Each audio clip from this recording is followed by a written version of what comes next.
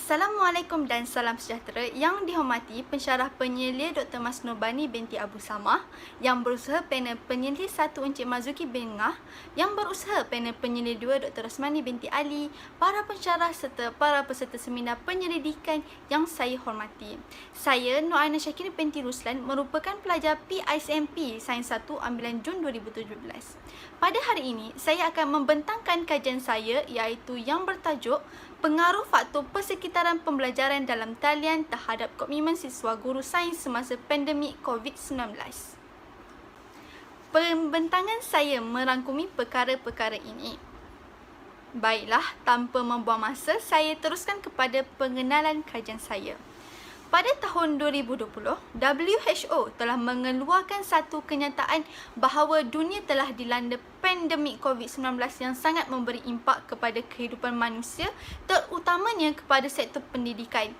Penularan wabak ini bermula pada tahun 2019 dan pada tarikh 18 Mac 2020, Kerajaan Malaysia telah memutuskan pelaksanaan Perintah Kawalan Pergerakan PKP yang menyebabkan pembelajaran dan pengajaran secara konvensional ditangguhkan.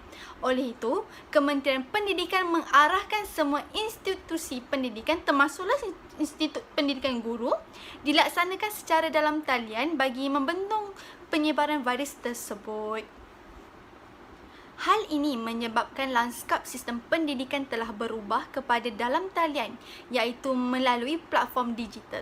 Menurut Abdul Rashid 2020 mengatakan bahawa pelajar IPT mengalami kejutan untuk adaptasi dan ia mengundang rasa kebimbangan kepada mereka. Menurut McLeod pada tahun 2016, dalam teori pembelajaran sosial, persekitaran merupakan pengaruh utama terhadap tingkah laku dan komitmen seseorang disebabkan oleh interaksi antara alam iaitu biologi dan pengasuhan dari persekitaran. Maka dari sinilah saya mendapat ilham untuk melaksanakan kajian ini. Terdapat 4 penyataan masalah dalam kajian ini iaitu yang pertama, menurut Rashid 2020, pelajar IPT merasakan persekitaran pembelajaran di rumah kurang sesuai atas faktor keluarga dan keselesaan. Kemudian, dalam laporan UNESCO pada tahun 2020 juga mengatakan pembelajaran dalam talian memerlukan komitmen dan disiplin pelajar terutama kepada pelajar yang memerlukan interaksi supaya boleh meningkatkan kemahiran sosial mereka. Dalam satu survei oleh QS tahun 2020, didapati 58% pelajar yang menjadi responden tidak berminat untuk mengikuti pembelajaran secara dalam talian semasa pandemik COVID-19. Selain itu, dalam salah satu kajian yang dijalankan pada tahun 2020, didapati pelajar mempunyai ketidakpuasan dengan persekitaran rumah sebagai tempat untuk belajar. Terdapat 2 objektif kajian ini iaitu pertama, mengenal pasti tahap faktor persekitaran pembelajaran dalam talian iaitu ruang, teknologi, sumber dan kemudahan siswa guru sains semester 8 di IPG Kampus Datuk Razali Ismail semasa pandemik COVID-19.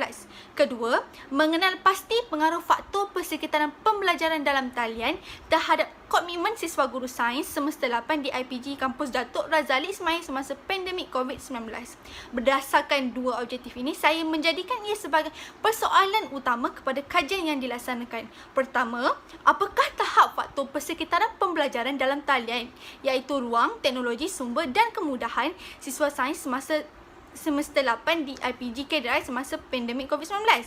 Kedua, adakah terdapat pengaruh faktor persekitaran pembelajaran dalam talian yang signifikan terhadap komitmen siswa guru sains semester 8 di IPG KDRI semasa pandemik COVID-19?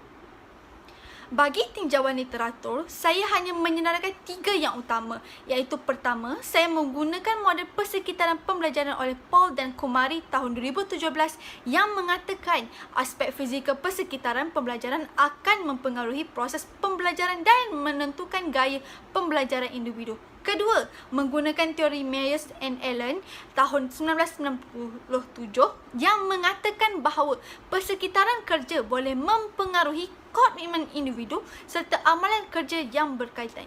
Ketiga, menggunakan teori Skinner dan Bellman pada tahun 1993 yang mengatakan bahawa komitmen pelajar boleh dilihat menerusi indikator kognitif, emosi dan tingkah laku.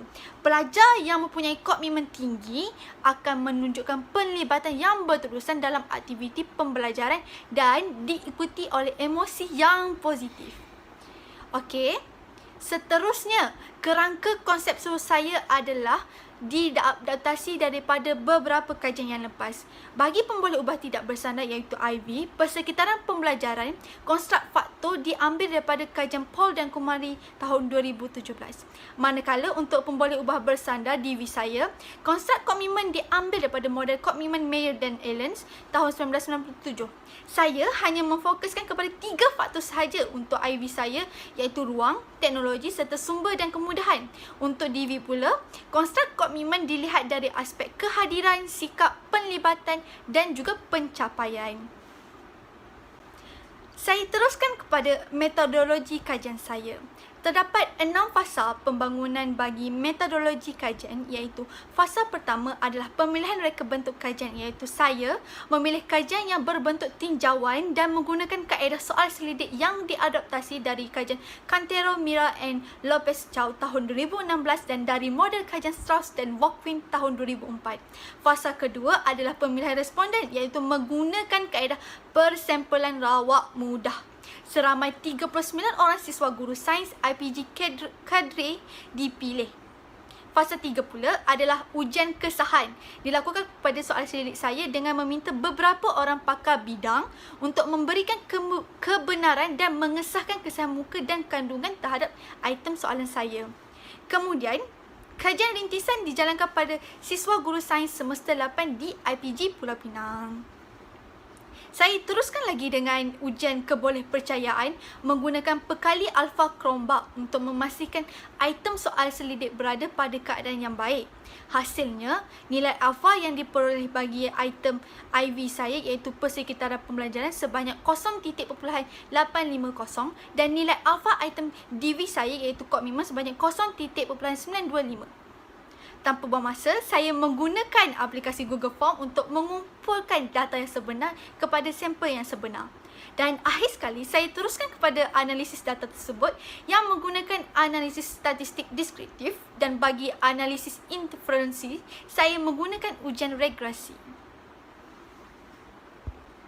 Berdasarkan analisis dapatan kajian yang menggunakan perisian SPSS versi 26, bagi analisis demografi, didapati 59% adalah lelaki, manakala 41% merupakan perempuan. Kemudian 59% daripada responden tinggal di kawasan luar bandar dan selebihnya di bandar. Jenis internet pula didapati 53.8% menggunakan Wi-Fi dan selebihnya menggunakan data telefon ataupun selular. Seterusnya, kelajuan internet mendapati bahawa terdapat 28.2% mempunyai kelajuan internet yang laju, 69.2% kelajuan sederhana dan 2.6% mempunyai kelajuan internet yang lambat. Hasil dapatan kajian mendapati tahap faktor persekitaran pembelajaran dalam talian bagi tahap faktor ruang mempunyai min sebanyak 3.93. Teknologi pula mempunyai min sebanyak 3.36. Sumber dan kemudahan pula min sebanyak 3.47. Kemudian, min keseluruhan faktor persekitaran pembelajaran dikira dan mendapati tahapnya berada pada arah sederhana iaitu min sebanyak 3.47. Interpretasi tahap adalah berdasarkan pengiraan julat min yang dilakukan oleh Ramli Ismail, Jamal Yunus dan Marina Awang pada tahun 2020. Bagi menjawab persoalan kajian yang kedua, saya menggunakan ujian regresi untuk mendapatkan nilai beta dan mencari faktor persekitaran pembelajaran yang akan mempengaruhi komitmen siswa guru.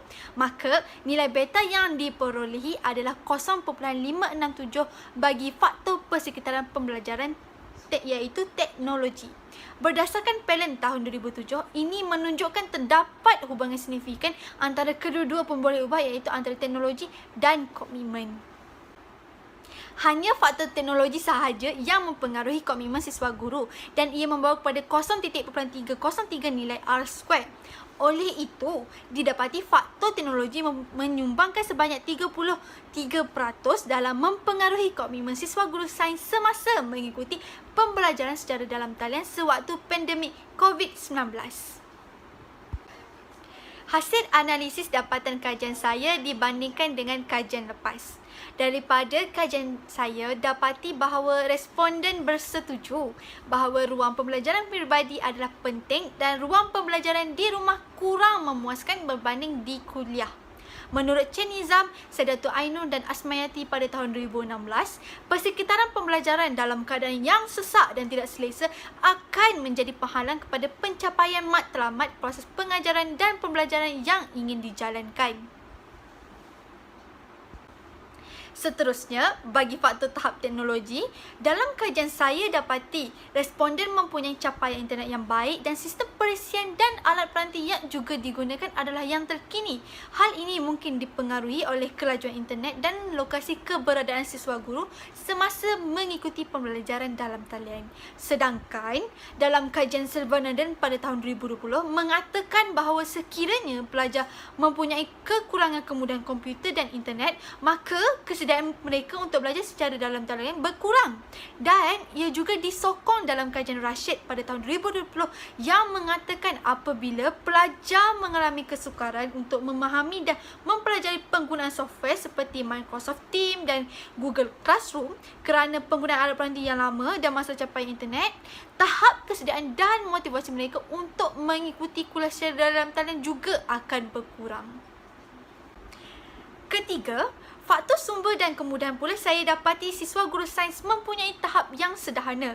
Hal ini kerana kebanyakan responden mempunyai kekangan dalam sumber bahan rujukan bagi kursus sains dan mereka mengalami kesukaran menyiapkan tugasan kerana kekurangan bahan rujukan dan kemudahan untuk melaksanakan tugasan, terutamanya tugasan amali yang perlu dilakukan di makmal. Dalam kajian Randy pada tahun 2020 mengatakan bahawa apabila pelajar mempunyai kekurangan sumber dan peralatan, ia menyebabkan kurangnya motivasi dalam kalangan pelajar untuk mengikuti kuliah secara dalam talian.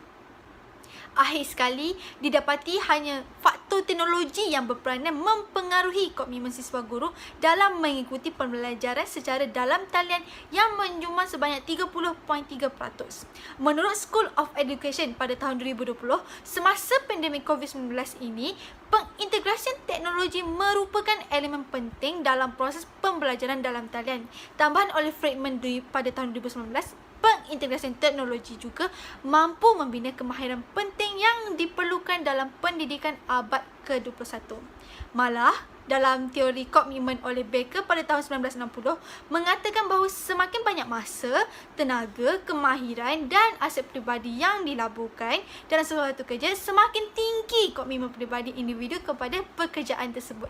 Maka, saya percaya bahawa faktor teknologi perlu dijadikan fokus utama bagi meningkatkan komitmen siswa guru dalam mengikuti pembelajaran secara dalam talian, terutamanya semasa pandemik COVID-19. Saya teruskan dengan implikasi kajian kepada 4 golongan iaitu siswa guru, pensyarah, Institut Pendidikan Guru Malaysia dan juga kerajaan. Pertama, kepada siswa guru. Siswa guru haruslah meningkatkan kemahiran kendiri terutamanya dalam kemahiran penggunaan teknologi maklumat. Kemudian, memastikan ruang pembelajaran berada dalam keadaan yang selesa dengan memastikan faktor fizikal berada dalam keadaan optimal seperti pencahayaan dan juga pengudaraan. Selain itu, perkongsian maklumat dan ilmu pengetahuan bersama perlulah dilakukan bersama-sama rakan dan juga pensyarah. Kedua, kepada pensyarah, eloklah disediakan nota dan juga soalan tugasan yang diberikan kepada pelajar yang bersesuaian. Kemudian, pensyarah juga boleh menyediakan alternatif lain bagi memudahkan pelajar mengikuti pembelajaran dalam talian untuk mengelakkan keciciran pelajar. Pensyarah juga boleh memperbagaikan kaedah pengajaran dan sumber bahan pengajaran bagi menarik minat pelajar untuk komited dalam kelas. Ketiga, pihak Institut Pendidikan Guru Malaysia boleh membuat penilaian akan sejauh mana keberkesanan pelaksanaan kuliah secara dalam talian semasa pandemik COVID-19. Dan pihak IPJAM juga boleh menyediakan sebuah platform seperti e-perpustakaan bagi membantu siswa guru mencari bahan rujukan berkenaan kursus yang diikuti. Akhir sekali, implikasi kajian kepada pihak kerajaan adalah supaya pihak kerajaan meningkatkan sistem jalur lebar negara supaya kelajuan internet dapat ditingkatkan. Seterusnya, penyediaan allowance internet kepada para siswa bagi membolehkan mereka untuk melayari internet dan mengikuti pembelajaran dalam talian. Kita teruskan kepada cadangan kajian, terutamanya kepada yang ingin melakukan kajian lanjutan terhadap kajian yang saya telah lakukan.